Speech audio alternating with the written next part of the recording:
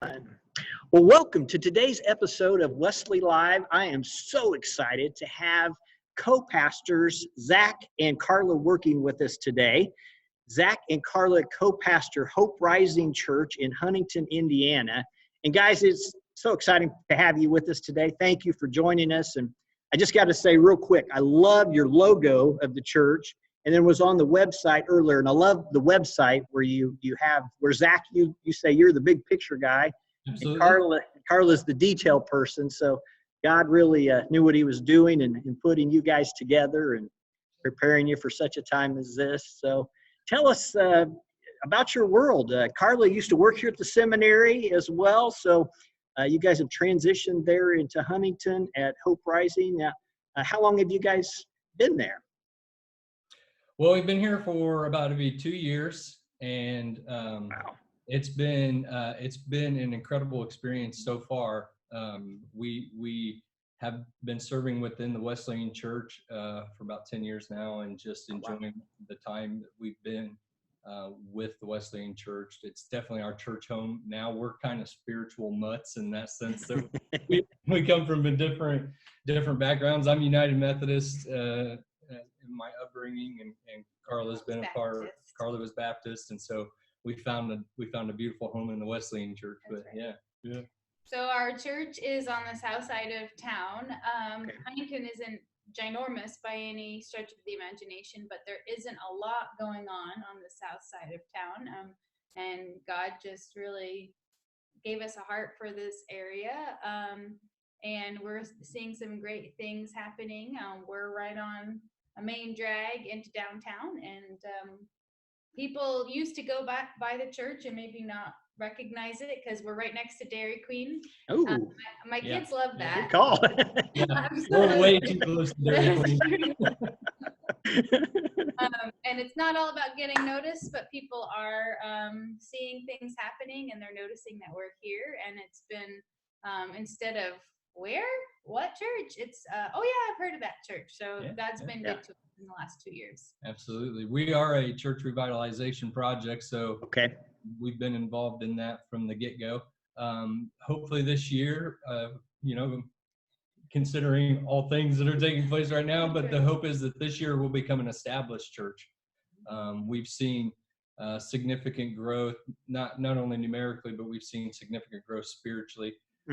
Had almost 30 baptisms in the last couple of years. We've had 54 members to the church in the last couple of years, and financially the church is doing better than it's done in quite some time. So we've been able to do some building projects, some much needed renovations, things that were more maintenance issues, but big maintenance issues. And we were able, with a partnership with WIF, we were able to secure the finances to do major projects like a roof renovation and fixing our basement leaks and things like that. So we had a ton of just transformation physically with facilities and properties, to spiritually with people in and out of the church. It's been an incredible experience.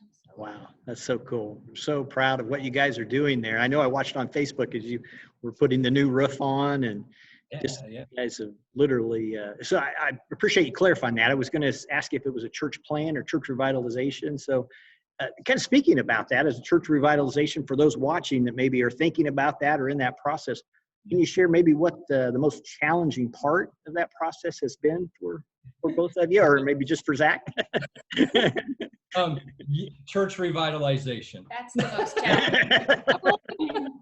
challenging. Next up. For me personally, the hardest thing is it's just the conversation with the church that's considering it, because we're actually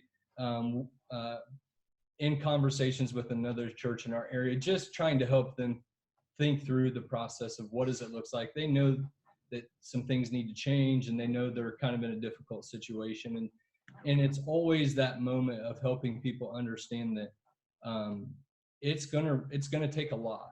It really is, and you're gonna have to give up some things.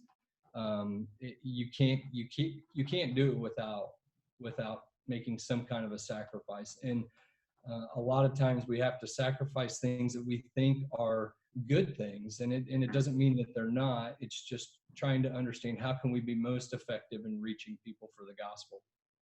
We hold on to a lot, and we're not always willing to let go. And so just walking people through that, some are going to balk and some are going to give you all kinds of reasons why they need to continue to do it. It's just, sometimes it's just heartbreaking walking people through that process, and you see the emotions they go through, you see the hurt and the pain, because for so long they've been holding on to something that just isn't working anymore. And so helping them understand that's not necessarily a bad thing. That can be a really incredible experience, because if God is moving you in that direction, it's because he desires to use you. And that's a pretty incredible place to be, because it could be the opposite, where God is just saying, you're the fig tree. We're just going to wither you up and move on. But that's not his desire, especially within many of our smaller churches. Sometimes we feel like we just don't have anything left, and it's just not the case. A willing heart and people who are really after the ministry and the desire to reach lost people, that can move mountains. We've been a part of revitalizations that have started with 30 people and some that started with 7. And wow. One of our most incredible experiences was in Ellington, Connecticut, and that started with a group of 7 people. Wow. And the average age, I think at that time, was 75. Oh my goodness.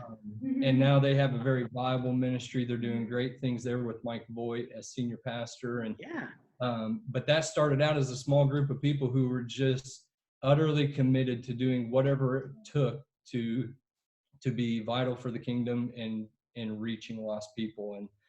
And God honored that, and they continue to be successful in ministry and to see growth. And so, it's possible.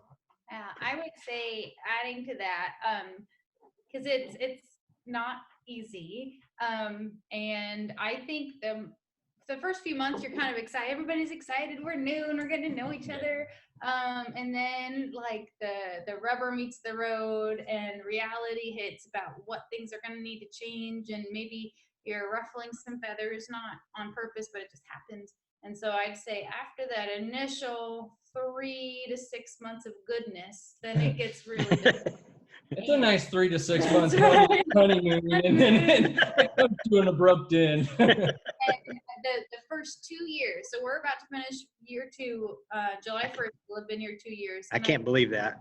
I know, it's gone really crazy, fast. isn't it? It really is. The first 2 years, it's like a lot of groundwork, because when we came and you establish new rhythms and new culture, and culture doesn't happen overnight. So to create that sense of who are we as a body of believers, what is our purpose, that takes a while. So I believe the first 2 years is when you're really laying that groundwork, and that just takes a lot of energy and effort. And after 2 years, it's not smooth sailing, but you can start to live into all that groundwork that you've laid down. So I think if somebody was going into a church revitalization, I would say give it more than 2 years. More than 2 years. Yeah, more than 2 years. Because you really start to see the fruit of the labor after 2 years. Wow. That's great advice. Thank you. Thanks for sharing that. So on the flip side, let me ask you the fun question of that. What's the best part of doing the church revitalization? I don't know. Can I answer that first? Go ahead. Okay. I think it's the aha moments for people, just especially those. So Hope Rising has been a mesh of people that were here before and new people that have come within the last 2 years. So one of the most exciting things is for those that were here before to have that aha moment of, I see where we're headed, and I'm really excited about that, and to have that encouragement. It's great to have our new people. We love them, but to see those that have been willing to stick it out through some of the toughest times. Make the hard decisions. And then they get it. Like, that I see where you're going now. Right. I really appreciate that. So that's one of the more enjoyable things. Yeah.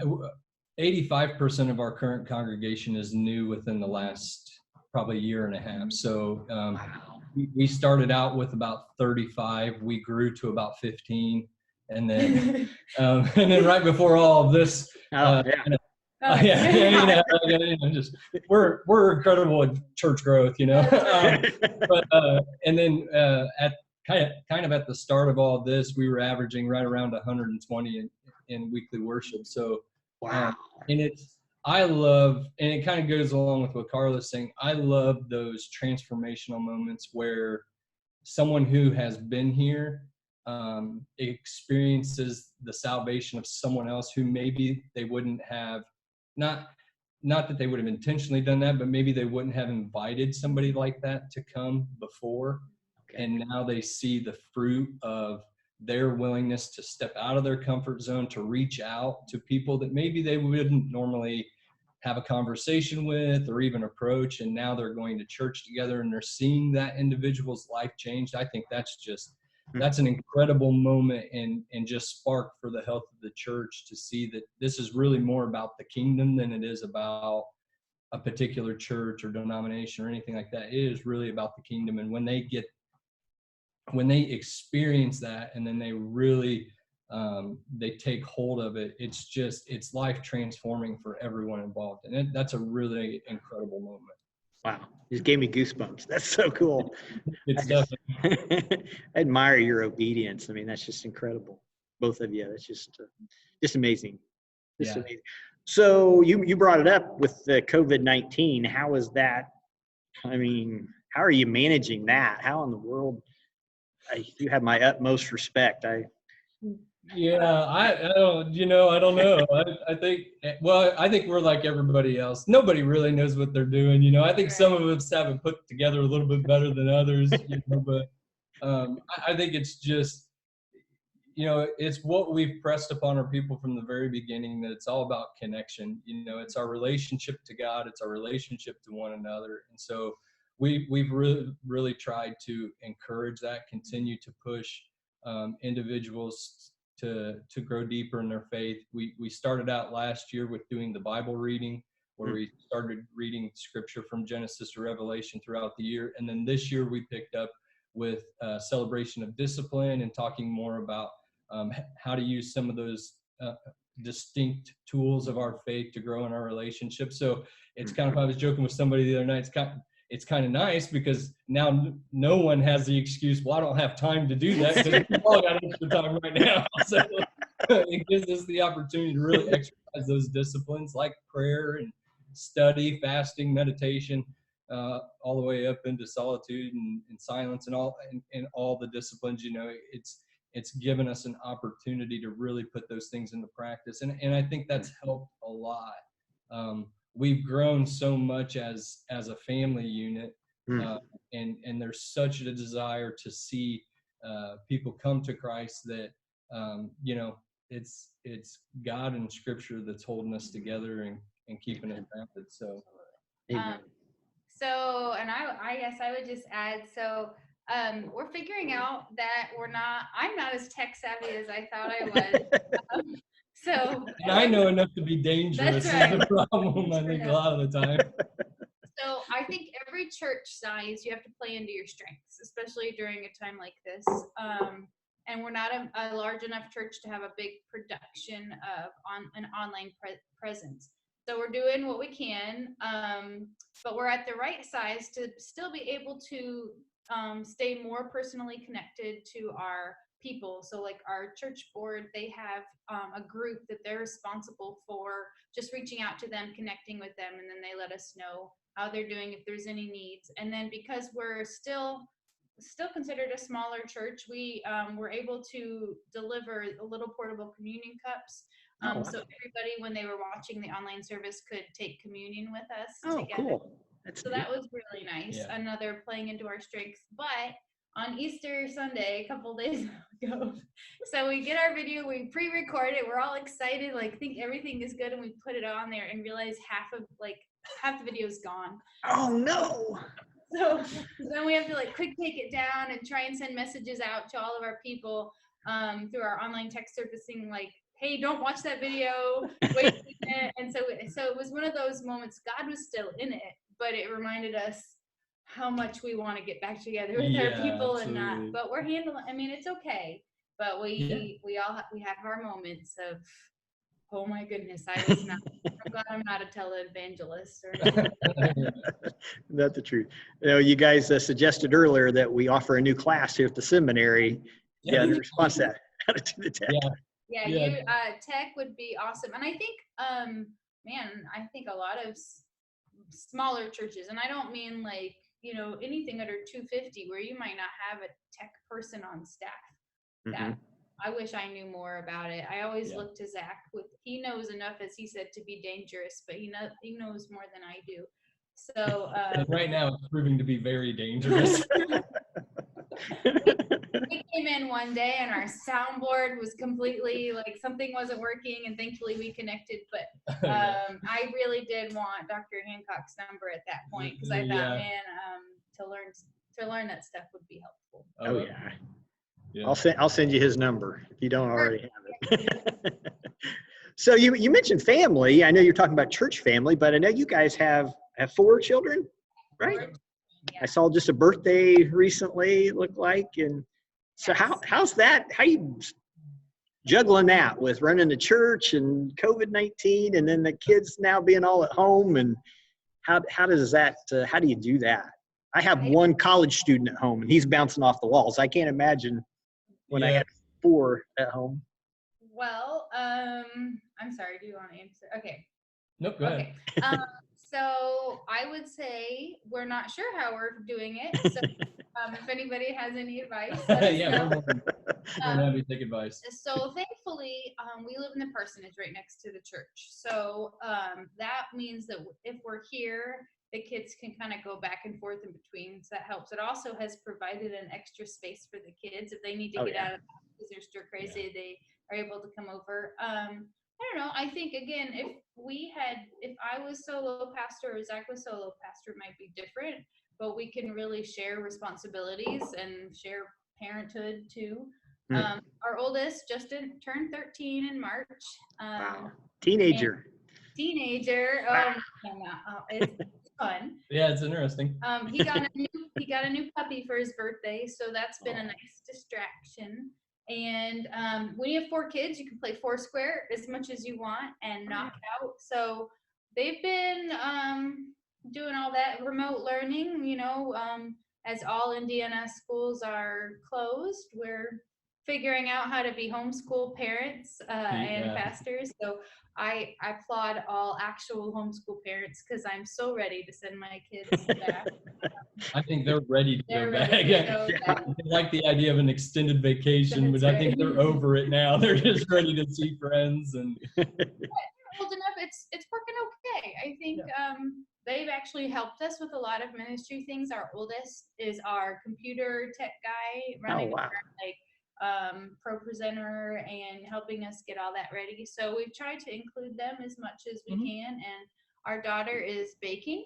And so we are also going to be taking an exercise class after this is over because we're definitely going to be putting on some weight. So we got a Y membership 2 weeks before this whole thing took place. So like we were going to try and exercise and work out, and now it's just kind of, you know, I mean, yeah. That's okay. But we're doing good. They're doing really good. They're great kids. And I'm glad that they have each other to hang out with. And we're just taking it one day at a time. That's all you can do. They have great parents, so it's no wonder they're great kids. That's awesome. Okay, so you guys are both Wesley Seminary alum. If there was someone at home right now watching and they're thinking about starting their degree program, whether it's an MA or their MDiv or DMin here at Wesley Seminary, is there any advice that you would give them being alum, being through the program? Anything you would want to share with that person?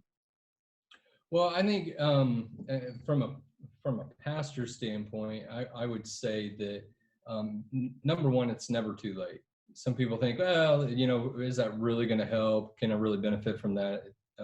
We talk to a lot of pastors that have been in ministry for quite some time, and they don't know that really if that's something worth doing or not. And I would say yes, absolutely. Don't think that you won't gain something from it. It's an incredible experience. And we all need to be lifelong learners. I mean, we teach that, we preach that, so we should practice it. And with the rates and with the ease of taking classes through Wesley Seminary, it just, there really are no excuses.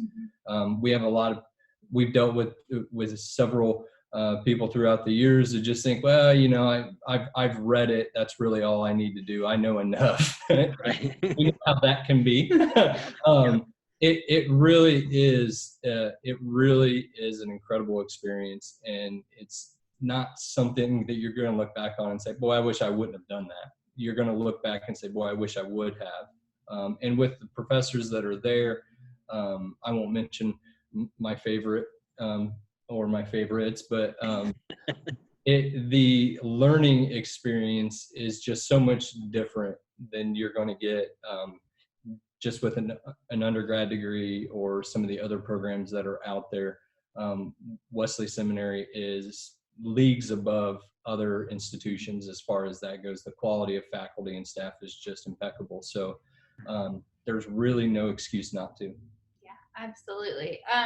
So I would echo everything that he just said. Also, you have might have a lot of time on your hands, so what better time than now? Yeah, really. That's right. Loans are flying all over the place, so just take fun and go to school. But I also, and I'm not a soapbox person, and I don't want to get on a soapbox about females in ministry, but I love that Wesley really, they don't support women in ministry like we're better than men, but they just show it. We're equals. We're in this together. God calls both men and women. So it's a really supportive network for females in ministry, specifically.